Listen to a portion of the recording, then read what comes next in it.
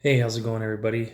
Swish here, and just kind of sitting in my basement, pondering a lot of things, and was thinking about something that I've been seeing, after watching YouTube videos and seeing guys, different videos on, tactics and weapons and blah, blah, blah, blah, blah, blah, blah. You can go down the rabbit hole forever. And one thing I'm seeing a lot is about body armor.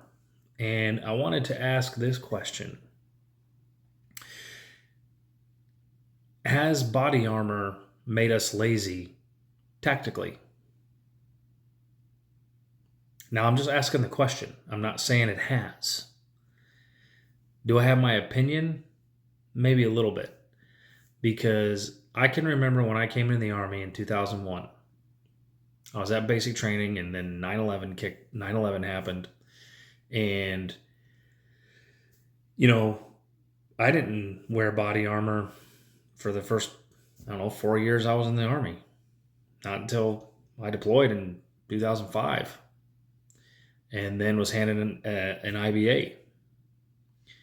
And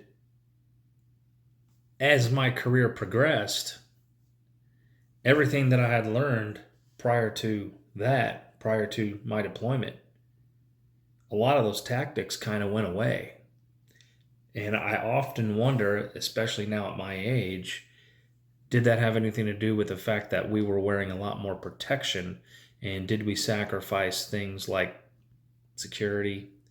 Maybe not security, but, um, you know, different kinds of movement. And it got me thinking, is there a time where if you're doing a certain kind of patrol or any kind of movement, um, do you even need to wear body armor depending on the situation? And one thing that I would say is in the woods, in the jungle, in areas like that, rural or not rural, but more, non-urban areas. Why wear body armor? More than that, when you're wearing body armor, or at least in the military sense, one thing I also noticed started to happen. We went from the LCEs and LBVs to the IBA IOTV plate carrier and the rack system, where everything that was normally on your back and supported by your shoulders and more of your back and side, everything came to the front, you know. And I started seeing that, all of a sudden everything's up here. You're grabbing everything up here, and laying in the prone kind of went away. More people were just taking a knee and stuff like that. And when I went to Afghanistan in 2010, we were fighting in the prone. Unless you were in a vehicle. If you went up in the mountains and you took contact, you were down in the prone. And I found having all this crap up here just got in the way. It was hard to lay in the prone. And I'm not saying you can't do it, it can happen. But it got me thinking, man, if I had my old LCE where everything was here, I could fight better because I'd have access to it because I'm laying in the prone. Even my magazines, even mag changes, having it all here while the ground's here, is difficult. Um, I'm sure that could be corrected with training, but there were a lot of things that kind of went away. A lot of certain tactics, IMT really went away. We almost never did it, you know. So I started thinking about that, and I even started thinking about, even in some urban environments, do you really need body armor? Well, yeah, you're kind of out more in the open. Well, I guess that depends on what the mission is, what you're doing out there. You know, are you doing a TCP, traffic control point, where you have no choice but to be out in the open? Well, then yeah, I think that would be a good case to wear a plate carrier and stuff like that, because you pretty much have no choice. But if you're doing, you know, a roving patrol, especially in a really hot environment, I started questioning, can you do it without one? Well, prior to, OIF, OEF, and all that stuff, yeah, guys were doing it all the time. In Vietnam, they were hitting cities without body armor. World War II, no body armor, clearing cities. They just found different ways to do it. I remember being taught prior to body armor, when you had to move from building to building, you know, you would mask your movement. Pop smoke, boom, boom, mask your movement. That went away. And I think a lot of guys also, it gave them, I think the body armor, the plate carriers, almost gives you a false sense of security because you have it on, like, oh, I might be okay.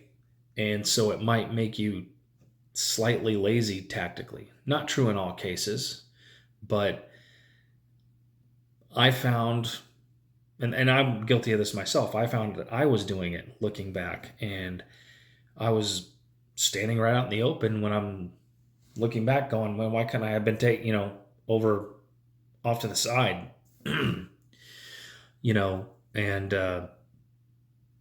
but again, it depends on what the movement was. If you're in a mounted movement with trucks and you're getting out, okay, I get it because you're in the open.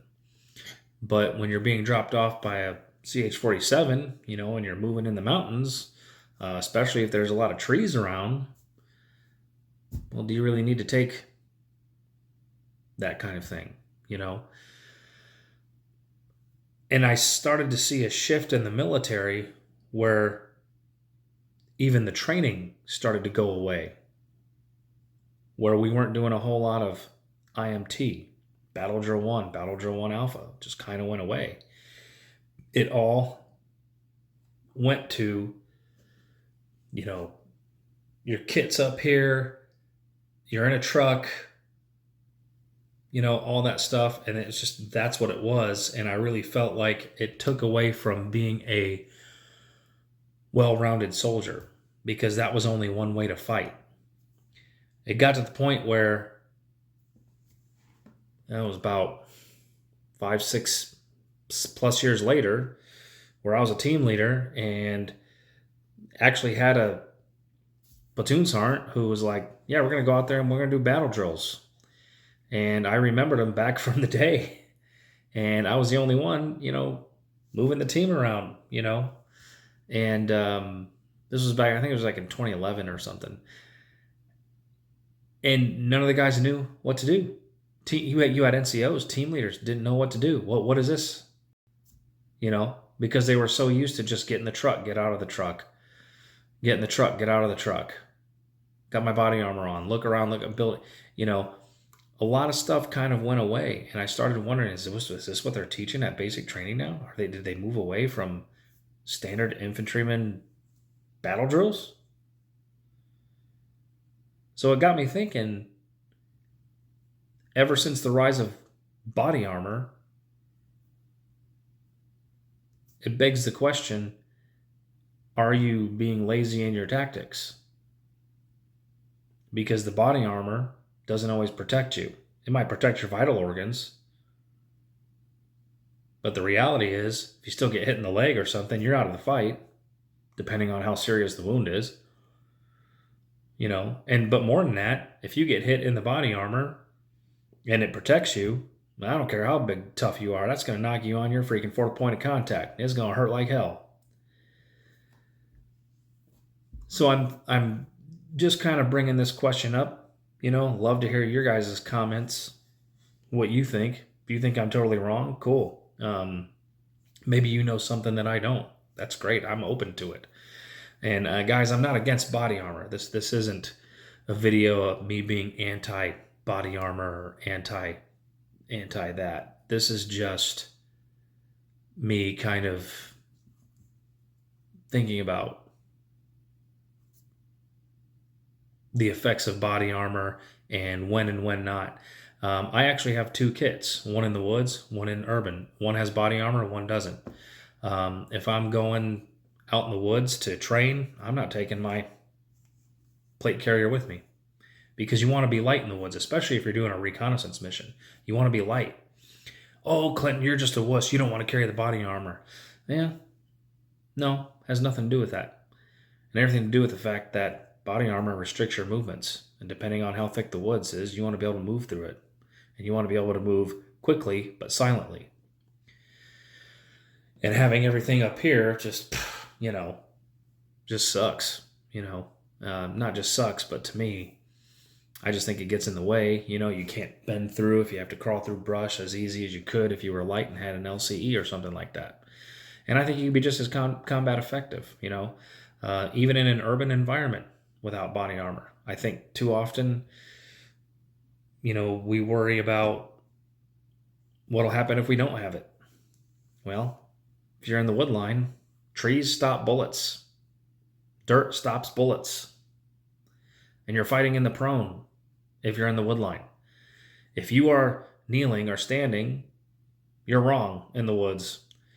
But more than that, I also saw other tactics going away. Like I said, when I was talking about IMT, but also even fighting, you know, suppressive fire. You know, guys weren't talking to each other like we used to back in the day. You know, this one's firing, he's popping off, then you're popping off, then you're popping off. Everyone just starts firing. All these things started to kind of go away. And, you know, I hope that the Army is going back to those old school ways, because I don't think they're obsolete at all. I don't think that they should be forgotten. I think they need to be taught, and I think you need to be training on them. So I know I kind of rambled on in this video, kind of went down a little bit of rabbit hole, but it's just something I was thinking, something that I wanted to share with you guys. Like I said, let me know in the comments what you think. You know, again, I'm not anti-body armor. It's not what it's about, but it got me thinking, you know, about being combat effective. You know, are there situations where your body armor will make you less effective? Are there situations where you might need it? Just something to think about. Personally, I don't like having it, but I understand that there are situations where you might need it. So I have a plate carrier. Thanks, Randall, if you ever see this video. By the way, thanks to Tacticom Armament for the plate carrier. It's an awesome plate carrier. So like I said, I'm not against it. I love the plate carrier, and I do wear it and train in it because it needs to be. I just think there's a time and a place for it. That's kind of what I think. And I think we've gotten to the point where we think, nope, we need the body armor. Whenever we go out, you have to. It's a must. And I just don't agree with that. I don't agree that every time you go out, you have to have it. So, you know, I guess I'll leave you with this. Do you think you should have two separate kits or just one kit that does it all? You could. Maybe y'all saw my video short where I combine my body armor with my LCE, and it's quite comfortable. You know, I'm going to see what happens. But at the end of the day, if I'm going into Woodline, I'm probably going to leave that body armor back home and go do that. So let me know what you guys think, and hope everybody's doing well. So in the meantime, just get outside and have a great time, guys. See ya.